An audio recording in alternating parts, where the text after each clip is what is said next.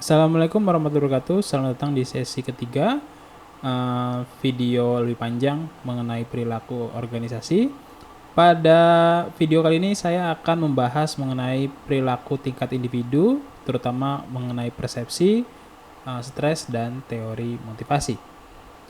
Nah, yang pertama kita akan membahas model makronya. Nah, ini yang kita sedang bahas hari ini itu berada di tingkat ini ya, tingkat individu. Nah, kita langsung masuk ke persepsi. Nah, ini persepsi ya, mungkin sudah saya jelaskan di video yang sebelumnya bahwa persepsi itu cara kerjanya seperti ini. Ada sebuah kejadian atau mungkin ada kondisi lingkungan, lalu kita secara selektif mengambil sudut pandang tertentu, kita hubungkan, lalu kita interpretasi. Persepsi itu bisa merugikan organisasi, bisa menguntungkan organisasi, tergantung dari kesesuaian persepsi tersebut terhadap visi organisasi. Bahasanya seperti itu. Jadi kalau persepsi karyawan itu negatif atau pesimis terhadap pertumbuhan organisasi, tentu itu akan mempengaruhi kinerja dia di dalam organisasi. Kan bahasanya demikian.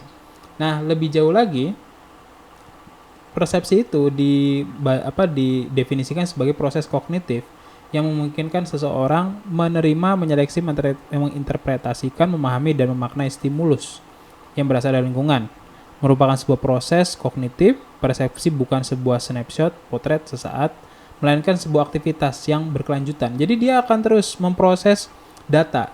Persepsi itu bisa berubah di tengah jalan. Jadi mungkin dia berpersepsi negatif terhadap bosnya. Lalu ada kondisi tertentu, misalnya bosnya tiba-tiba menyapa dia, baik, dan sebagainya, persepsinya berubah. Jadi dalam mempersepsi seorang memerlukan pengetahuan dan memproses informasi. Jadi dari pengetahuan-pengetahuan yang ada, dia bisa membangun sebuah informasi baru. Bahkan mungkin mengkritisi data-data yang sudah lama. Nah, ini proses persepsi ini ada faktor-faktor stimulus, dan faktor internal dan eksternal. Faktor eksternal itu seperti ukuran, intensitas, frekuensi, kontras, gerakan, perubahan-perubahan, dan hal-hal yang baru.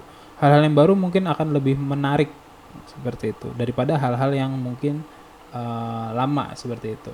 Faktor yang mempengaruhi proses persepsi adalah ketika orang itu memfokuskan diri untuk menginterpretasi sesuatu. Jadi orangnya, lalu objeknya. Jadi kalau misalnya orang itu memiliki pengetahuan, memiliki karakteristik, pola pikir, pola rasa, mungkin juga nilai-nilai, dia bisa mempersepsi tertentu, objek tertentu. Misalnya ketika seseorang itu memiliki nilai-nilai religius, dia melihat sebuah simbol-simbol religius, mungkin dia memiliki persepsi positif. Tapi jika ada orang-orang yang mungkin memiliki nilai-nilai yang berbeda, ketika dia melihat simbol religius tertentu, dia tidak merasa positif, biasa saja, netral. Maka ini bisa mempengaruhi persepsi seseorang. Dari kedirian itu mempengaruhi persepsi seseorang melihat objek. Bukan objeknya, tapi orangnya juga, begitu. Jadi objek itu mempengaruhi, orangnya juga mempengaruhi, sama pentingnya. Nah, jenis kesalahan mempersepsi diantaranya adalah stereotype. Jadi kecenderungan melihat orang bukan dari hal yang dilakukan, tapi dia melihat individunya, bukan dari apa yang konten di dalamnya. Jadi ada stereotype tertentu. Misalnya dia melihat orang ini pemalas. Ini kan stereotype sebenarnya. Kadang-kadang ada orang yang pemalas itu berubah menjadi rajin karena dia termotivasi. Ini kan ketika dia sudah ada stereotip negatif, ada orang awalnya dia mempersepsi orang itu pemalas, tiba-tiba jadi rajin. Lalu dia langsung stereotipnya, pasti ini ada maunya, gitu kan, negatif juga kan seperti itu. Lalu ada halo efek, mempergunakan hal yang sedikit untuk menilai keseluruhan. Nah, ini halo efek. Perceptual defense, berhadapan dengan stimulus yang mendorong untuk mempertahankan diri. Jadi ada orang itu ketika dia mengalami suatu misalnya dia ditanya oleh atasan, bagaimana kinerja kamu? Dia pasti akan defensif, dia nggak mungkin oh iya Pak, saya memiliki masalah ini. Pasti dia akan bilang, oh semuanya lancar Pak, gitu. Ini adalah perceptual defense. Meresepsi secara selektif, hanya apa yang ingin dilihat dan dipahami. Menerka secara tidak objektif mengenai kepribadian orang lain karena merasa cukup dekat. Jadi ada orang yang karena saking dekatnya dia positif terus, gitu ya. Padahal orang itu kan juga bisa berbuat salah. Menggunakan karakteristik diri untuk menilai orang lain. Dia melihat orang itu berperilaku demikian. Dia misalnya sedih. Kalau saya sedih, kira-kira saya kenapa? Oh, saya sedih karena misalnya kehilangan orang lain. Bisa jadi orang itu sedih bukan karena kehilangan orang lain. Bisa jadi orang itu sedih dikarenakan dia merasa dirinya tidak bermakna dalam bekerja. Lalu ada lagi kesan pertama digunakan untuk menilai secara umum. Ini juga adalah kesalahan persepsi. Nah, konstruksi impresi, manajemen impresi. Jadi kita bisa melakukan yang namanya manajemen persepsi, manajemen impresi. Yang pertama adalah konsep diri, citra diri yang diinginkan atau tidak diinginkan, keterbatasan seseorang, pentingnya sebuah target yang ingin dicapai, dan citra diri seseorang beredar di masyarakat. Jadi teman-teman itu bisa mengontrol persepsi orang-orang di sekitar lewat manajemen impresi. Jadi teman-teman ingin membangun konsep diri seperti apa, citra diri apa yang tidak diinginkan, keterbatasan peran kita seperti apa, pentingnya apa target yang kita ingin capai seperti apa, dan membangun citra diri seperti apa di masyarakat, seperti itu. Itu bisa teman-teman lihat. Mungkin teman-teman tahu ya, Steve Jobs. Steve Jobs itu adalah seorang founder Apple ya. Kalau teman-teman lihat, Steve Jobs itu menggunakan kacamata yang bentuknya tuh lingkaran seperti itu. Itu sebenarnya kacamata yang dipergunakan oleh Mahatma Gandhi. Kacamata lingkaran itu. Dan Mahatma Gandhi ini kan terkenal orang yang sabar. Jadi Steve Jobs itu ingin dikenal sebagai orang yang sabar. Dia berusaha dikenal sebagai orang yang sabar. Kenapa dia ingin dikenal sebagai orang yang sabar? Karena dia itu dianggap orang yang memiliki temperamental yang tinggi gitu, jadi gampang marah. Tapi dia ingin dipersepsi atau dicitrakan sebagai orang yang positif. Maka dia berusaha untuk menyembunyikan temperamennya dengan menggunakan ornamen-ornamen seperti Mahatma Gandhi, seperti itu. Nah, ini strategi manajemen impresi ya, strategi preventif dan strategi promosi diri. Strategi preventif adalah kita menjelaskan jika ada persepsi yang salah dirasakan oleh orang-orang sekitar kita. Misalnya orang sekitar kita memandang kita negatif. Kita jelaskan kenapa kita kok berperilaku demikian dan kenapa kita bertindak demikian. Atau mungkin juga meminta maaf atau juga tidak mengaitkan diri atau istilahnya membatasi hubungan dengan orang-orang tertentu yang dipandang negatif. Lalu ada strategi promosi diri, yaitu adalah memperoleh kesempatan, strategi peningkatan karisma ya bahasanya seperti itu, lalu penelusuran kendala dan mengaitkan diri dengan hal-hal yang positif seperti itu. Nah, kita berbicara masuk ke stres. Nah, stres ini sebenarnya itu dibutuhkan di dalam sebuah organisasi. Tetapi kita nggak boleh berlebihan, karena jika kita berlebihan itu akan menurunkan performa. Tapi jika kurang juga menurunkan performa. Stres itu harus ada di batas tertentu. Nah, bagaimana kita bisa menciptakan stres? Misalnya kita membuat target pemasaran, misalnya target pemasaran, target kinerja dan sebagainya. Nah, itu sebenarnya menciptakan tekanan stres, karena kan orang untuk mencapai target kan pasti kan stres. Nah, tetapi kita tidak serta-merta memaksakan target yang tidak mungkin. Kalau target itu adalah target yang mustahil, pasti orang itu akan weak performance-nya. Jadi kayak ngapain kita ngelakuin hal itu kalau mustahil, kan bahasanya seperti itu. Nah, tapi ternyata selain itu ada beberapa sumber-sumber stres yang berbahaya sebenarnya ya. Sumber-sumber stres itu bisa dari kultur atau budaya, ada dari target-target, kontrol manajemen, pemberian peran, perubahan-perubahan di dalam organisasi, hubungan-hubungan yang mungkin toksik di dalam perusahaan, atau mungkin kurangnya support manajemen. Nah, bagaimana symptoms atau tanda-tanda stres? Tanda-tanda stres itu bisa secara individu dan bisa secara organisasi. Ini bisa dilihat sendiri. Kalau secara individu mungkin penyakit diri ya, ada misalnya tekanan darah, kesulitan tidur, diabetes dan lain sebagainya. Kalau organisasi nanti bisa kelihatan dari absensi dan lain sebagainya. Nah, ini sebenarnya negatif outcomes-nya ini terasa ya, bagaimana SDM itu jadi gampang sakit karena terlalu tinggi terpapar stres. Terus bagaimana kalau organisasi ini rugi diakibatkan stres itu, diakibatkan misalnya seperti eh, kita harus merekrut SDM karena banyak SDM yang keluar masuk, istilahnya turnovernya terlalu tinggi seperti itu. Bahkan karena tingkat stresnya terlalu tinggi membuat SDM itu kontraproduktif. Ya kita rugi kan seperti itu. Nah, kita di sini tercatat financial cost-nya itu tinggi ya. Jadi karena penyakit-penyakit akibat stres ini yang dialami oleh SDM sampai 3,7 euro ya, 3,7 billion euro. Nah, kalau misalnya kerugian akibat perusahaan itu 370 million euro. Besar ya. Nah, stres ini diakibatkan adalah respon adaptif yang dimediasi oleh perbedaan individu atau proses psikologis. Stres bermula dari tekanan lingkungan yang berlebihan terhadap diri seseorang. Meski secara normatif stresor menjadi penyebab stres, bukan berarti setiap orang akan mengalami stres manakala berhadapan dengan tekanan yang sama. Jadi tekanan itu berbeda-beda. Orang itu menghadapi stresnya. Misalnya seperti ketika seorang itu, misalnya teman saya, dia memiliki bakat sebagai seorang pedagang. Dia disuruh menghadapi klien atau dia jualan barang, dia nggak stres, dia menikmati gitu ya.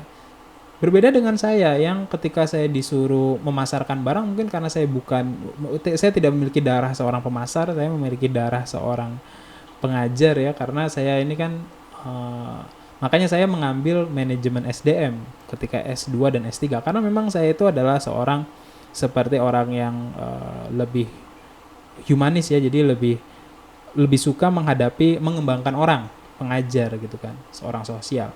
Nah, ketika saya mengajar, saya mengembangkan orang, saya mendengarkan keluhan, saya memberikan masukan, itu saya lebih sabar gitu. Berbeda dengan teman saya, ketika dia menghadapi kayak gitu, dia menghadapi SDM, dia nggak sabar ketika menghadapi SDM yang bermasalah gitu. Jadi dia itu ingin, ya sudah kalau misalnya memang bermasalah ya kita switch saja gitu ya, ganti SDM yang lain.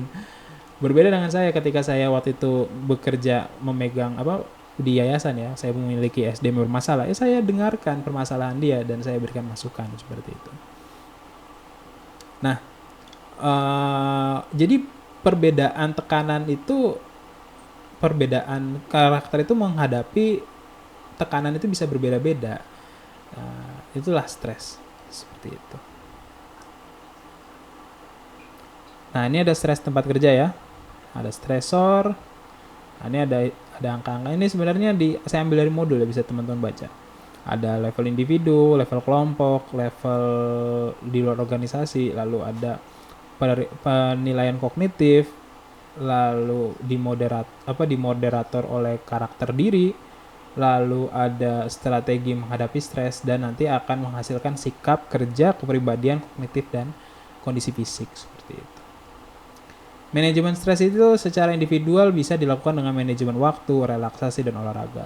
Sementara secara organisasional itu bisa dilakukan dengan budaya dan iklim kerja yang positif, yang bisa penuh dengan dukungan, lalu membangun quality of work life atau kualitas hidup kerja, mengurangi konflik dan memperluas peran karyawan, membuat perencanaan karir, dan memberikan konseling.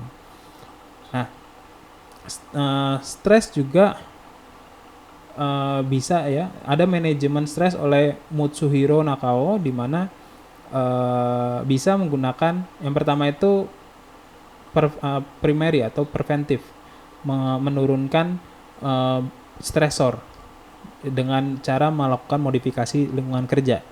Yang kedua adalah menyembuhkan, atau istilahnya ketika sudah tidak ketika primer itu sudah dilakukan, yang sekunder yaitu adalah melakukan yang namanya penyembuhan lah istilahnya. Bagaimana menyembuhkan jiwa dan raga, lalu bagaimana memberikan pemecahan masalah stres jangka pendek. Nah, tapi kalau sudah sangat parah sampai membawa kepada penyakit, maka mau nggak mau kita harus memberikan treatment seperti itu. Nah, kita masuk ke teori motivasi. Motivasi itu adalah sebuah proses psikologis yang menyebabkan tergeraknya atau terarahnya dan terpeliharanya secara terus-menerus tindakan sukarela berorientasi pada tujuan tertentu.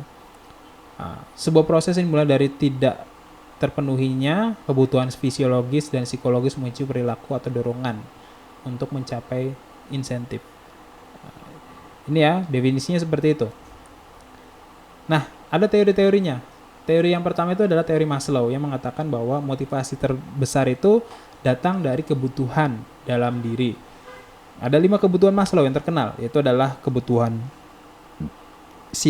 kebutuhan fisik, rasa aman, kebutuhan sosial, kebutuhan penghargaan, dan kebutuhan aktualisasi. Lalu Adler ini adalah pengembangan dari teorinya Maslow. Dia adalah seperti murid ideologisnya Maslow ya. Dia menyederhanakan teori Maslow dalam 3 hal, yaitu adalah kebutuhan eksistensi, kebutuhan hubungan, dan kebutuhan untuk tumbuh. Nah, Adler ini memang mengkontekstualisasikan lebih spesifik teori Maslow dalam organisasi seperti itu. Ada juga teori Herzberg di mana ada motivating factor dan hygiene factor. Hygiene factor adalah hal yang harus dipenuhi untuk supaya SDM ini bekerja dalam titik yang standar gitu ya. Jadi kalau dipenuhi ya SDM akan bekerja dalam standar ya. Standar itu ya standar kinerjanya segitu gitu ya. Misalnya dia dia memiliki hubungan baik dengan teman sebaya, dia memiliki dia bisa menerima aturan-aturan perusahaan, dia juga didukung oleh lingkungan kerja yang baik secara fisik, lalu bagaimana kondisi lingkungan kerja, lalu gajinya juga cukup, statusnya juga dihormati, lalu ada keamanan dalam bekerja, lalu ada supervisi yang baik.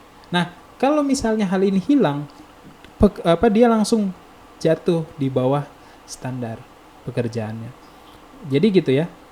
Jadi hygiene factor itu adalah faktor yang utama. Sementara ada motivating. Jadi ketika hygiene factor ini sudah dipenuhi, maka kita berbicara motivating factor. Jadi motivating factor ini adalah supaya SDM itu bisa bekerja di atas standar.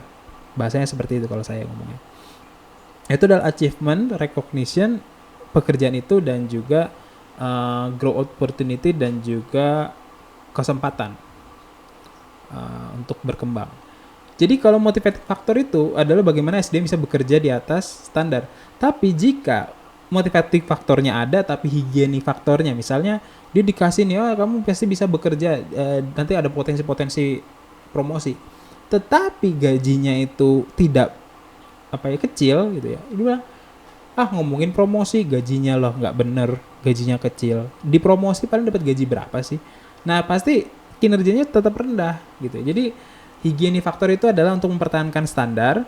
Lalu motivating factor itu untuk meningkatkan standar kinerjanya di atas standar gitu ya. Nah, ini teori Herzberg. Gampangnya seperti itu, walaupun nanti penjelasannya mungkin agak lebih rumit.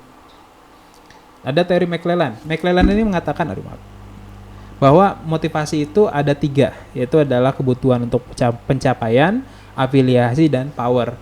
Nah, tiap-tiap SDM itu memiliki kebutuhan berbeda, switch-nya itu berbeda. Jadi ada switch-nya.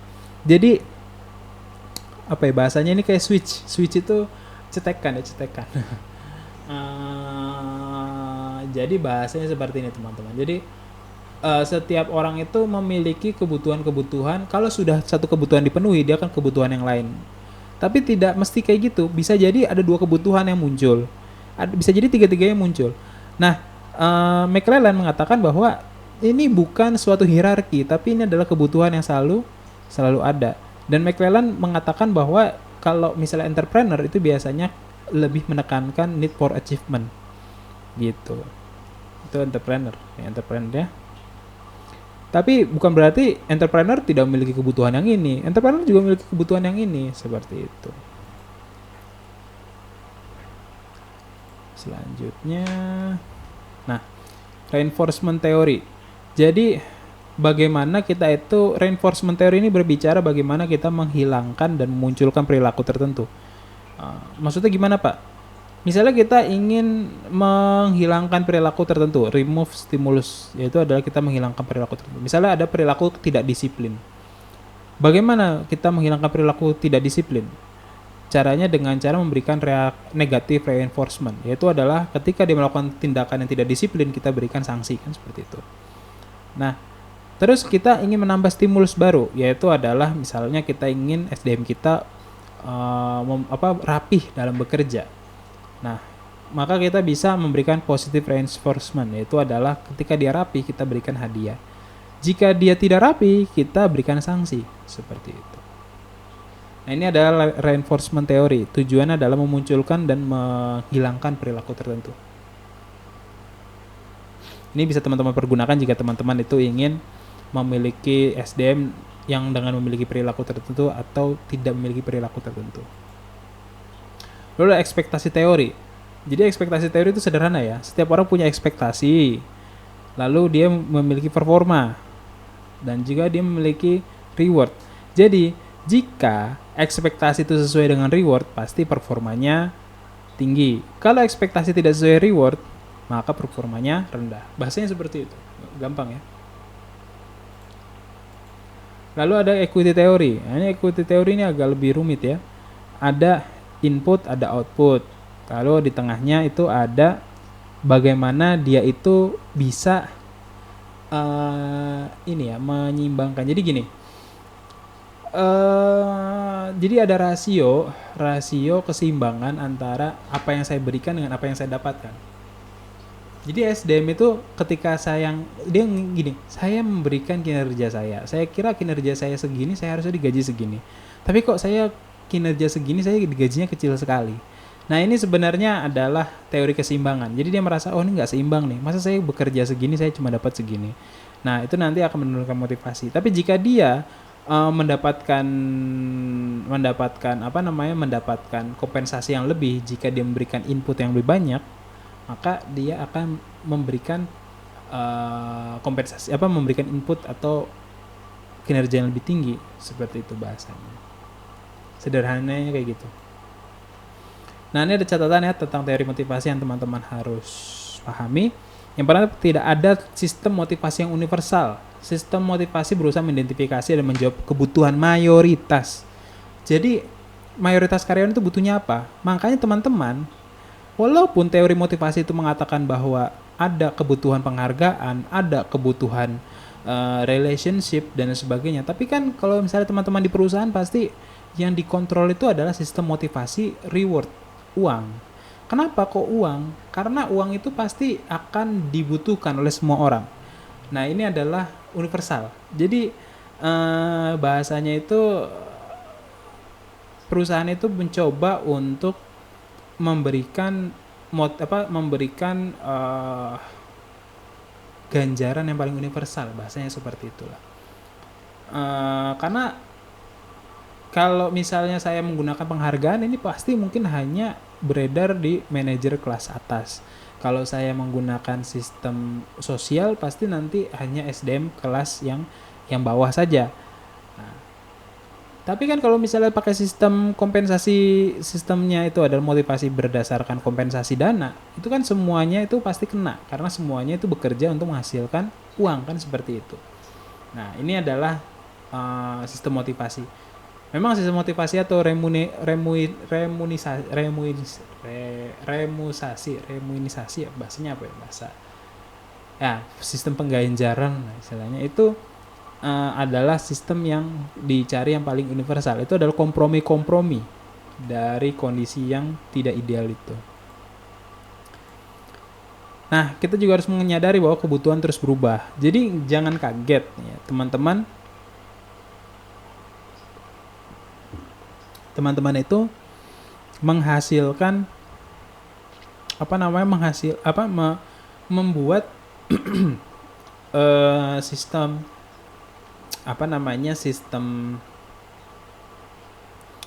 kompensasi berdasarkan uang gitu ya.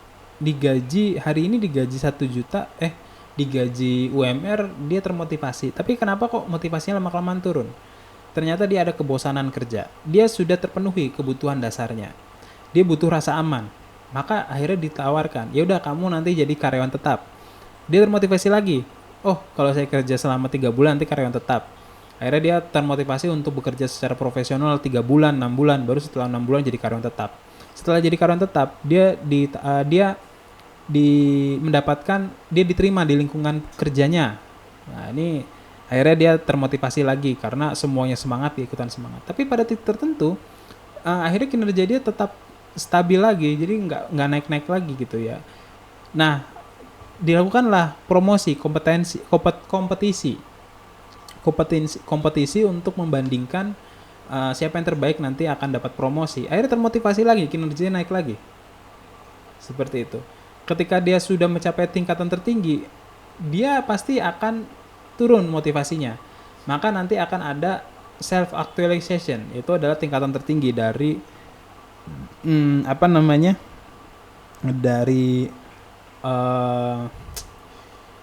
tingkatan tertinggi dari kebutuhan. Nah, jadi jangan sampai kita bekerja di tempat yang tidak kita memiliki passion. Karena jika kita sudah mencapai tingkat tertinggi di bidang tersebut, yang motivasi kita itu satu-satunya adalah passion, gitu ya. Passion.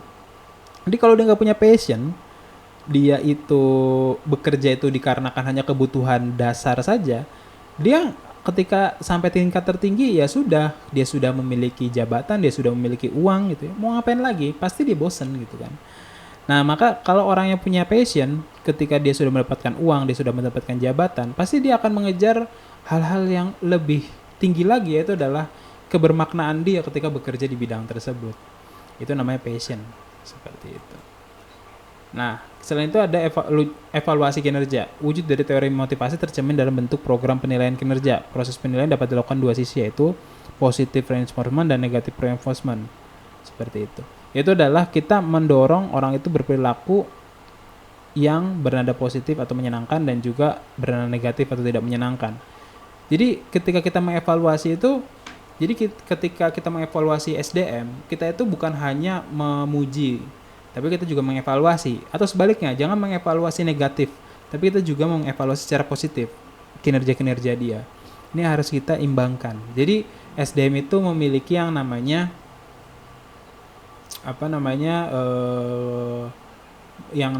arah, apa yang harus saya lakukan dan apa yang tidak saya lakukan, seperti itu. Nah, ini ada sistem penghargaan. Beberapa sistem penghargaan yang banyak diberikan karyawan antara lain adalah benefit, stock option, employee ownership, insentif, dan insentif berupa uang atau insentif berupa non moneter. Nah, ini ada beberapa cara untuk bisa memberikan penghargaan. Tergantung nanti teman-teman sistemnya itu mau seperti apa.